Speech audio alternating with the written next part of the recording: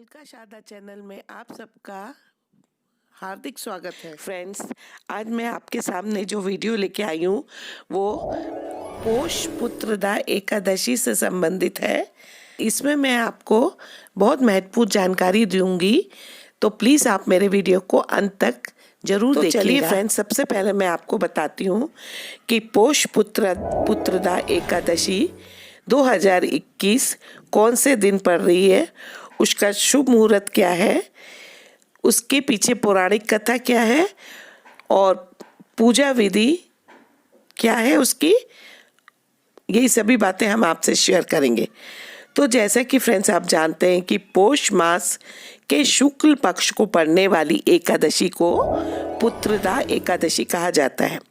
ऐसा माना जाता है कि जिन लोगों को संतान संबंधी समस्याएं होती हैं उन्हें ये व्रत अवश्य रखना चाहिए। सच्चे मन से ये व्रत करने से संतान सुख की प्राप्ति होती है। इस दिन व्रत रखने से भगवान विष्णु का आशीर्वाद प्राप्त होता है। इस बार ये एकादशी 24 जनवरी 2021 को मनाई जाएगी। पोष पुत्रदा एकादशी शुभ मुहूर्त। पोष पुत्रदा एकादशी 24 जनवरी को मनाई जाएगी और इसका आरंभ जो होगा वो 23 जनवरी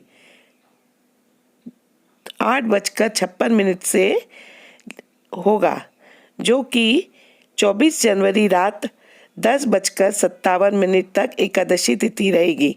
खोलने का समय ये रहेगा 25 जनवरी को सुबह 7 बजे से लेकर 9:45 तक आपको व्रत खोलना चाहिए। पुत्रदा एकादशी व्रत रखने के नियम। ये व्रत 2 तरह से रखा जा सकता है। पहला, बिना पानी पिए मतलब निर्जला व्रत, और दूसरा फलाहारी या जलीय व्रत। पुत्रदा एकादशी के पहले नियम को पूरी तरह से स्वस्थ व्यक्ति को ही रखना चाहिए। फलाहारी या जलीय उपवास सामान्य लोगों को रखना चाहिए। अगर आप संतान की प्राप्ति की इच्छा से व्रत कर रहे हैं तो एकादशी के दिन भगवान श्री कृष्ण के बाल रूप की और श्री विष्णु जी की पूजा करें। दोस्तों, इस दिन विशेष प्रकार की पूजा की जाती है। इसके लिए जिस दिन एकादशी व्रत हो उससे एक दिन पहले रात को खाना खाने के बाद अच्छे से ब्रश करके मुंह धोएं, जिससे भोजन का अंश मुंह से ना रह जाए। फिर सुबह जल्दी उठकर स्नान आदि के बाद स्वच्छ कपड़े पहनकर पवित्र मन से व्रत का संकल्प करें।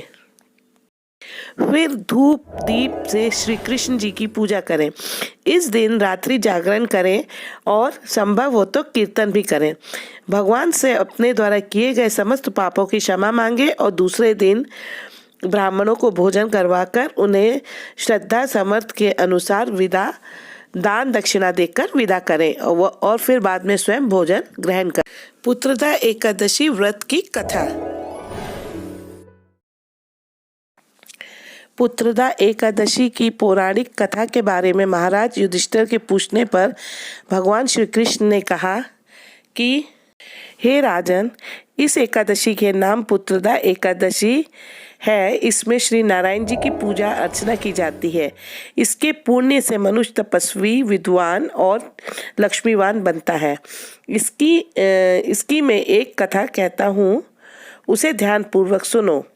भद्रावती नामक नगरी में सुकेतु मान नाम का राजा राज्य करता था। उसकी स्त्री का नाम शव्या था। वह निसंतान होने के कारण बहुत चिंतित रहती थी। राजा के पितर रो रो का पिंड लिया करते थे और सोचा करते थे कि उसके बेटे के बाद अर्थात राजा के बाद इनको कौन पिंड देगा। राजा का भाई, बांधव, धन, हाथी, घोड़ा, राज्य और मंत्री, इन सब से कोई लगाव नहीं था। वह हमेशा यही सोचा करता था कि मेरे मरने के बाद मुझको कौन पिंडदान करेगा। बिना पुत्र के पितरों और देवताओं का मैं ऋणी कैसे चुका सकूंगा। जिस घर में घर का चिराग न हो अर्थात पुत्र न हो तो वो घर में हमेशा अंधेरा ही रहता है। इसलिए पुत्र उत्पत्ति के लिए प्रयत्न करना चाहिए। जिस मनुष्य ने अपने पुत्र का मुख देखा है वो धन्य है और उसके लोक परलोक दोनों सुधर जाते हैं।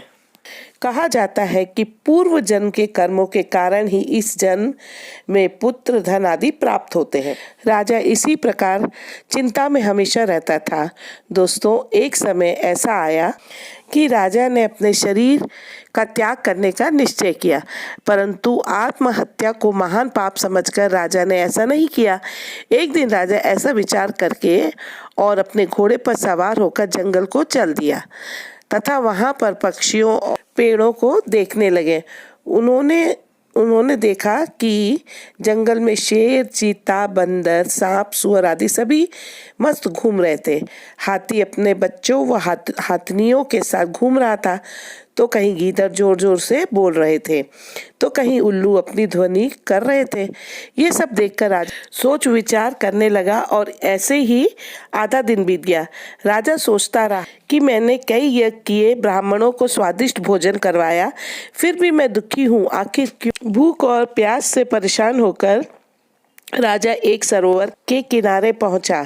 सरोवर में कमल खिले हुए थे, सारस, हंस, मगरमच्छ आदि घूम रहे थे। उस सरोवर के चारों तरफ मुनियों के आश्रम बने हुए थे। उसी समय राजा का दाया अंग फड़कने लगा। राजा शुभ शकुन समझकर घोड़े से उतरकर मुनियों को साक्षात प्रणाम करके वहीं बैठ गया। राजा को देखकर मुनियों ने कहा, हे राजन, हम तुमसे बहुत प्रसन्न हैं, तुम्हारी क्या इच्छा है सो कहो। राजा ने पूछा, महाराज आप कौन हैं और किस लिए आप सब यहाँ आए हैं, कृपा करके बताइए। मुनि ने कहा, हे राजन, आज संतान देने वाली एकादशी है, हम विश्वदेव हैं और इस सरोवर पर स्नान के लिए यहाँ आए हैं। ये सुनकर राजा बोले, महाराज मेरी भी कोई संतान नहीं है, यदि आप मुझसे प्रसन्न हैं तो एक पुत्र का वरदान दीजिए। मुनि बोले, राजन आज पुत्रा एकादशी का दिन है, आप अवश्य ही इसका व्रत करें, भगवान की कृपा से अवश्य ही आपके घर पुत्र होगा। मुनि के वचन को सुनकर राजा ने उसी दिन एकादशी का व्रत किया और द्वादशी को व्रत का पारण किया। इसके बाद मुनियों को प्रणाम करके वापस वो अपने महल में आ गया। कुछ समय बाद रानी ने गर्भ धारण किया और 9वें महीने के बाद उनके यहाँ एक पुत्र का जन्म हुआ। वह राजकुमार तेजस्वी, अत्यंत शूरवीर, यशस्वी और प्रजापालक था। आगे श्री कृष्ण बोलते हैं कि हे राजन, पुत्र की प्राप्ति हेतु पुत्रदा एकादशी का व्रत करना चाहिए। जो मनुष्य इस कथा को पढ़कर यह सुनता है उसे अंत में स्वर्ग की प्राप्ति होती है।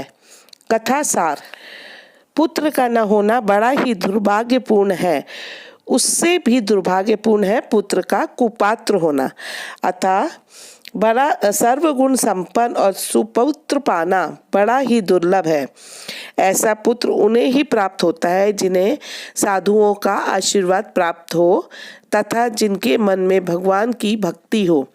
कलयुग में सुयोग वर प्राप्ति का श्रेष्ठ साधन पुत्रदा एकादशी का व्रत ही है। ऐसी है दोस्तों पुत्रदा एकादशी की महानता।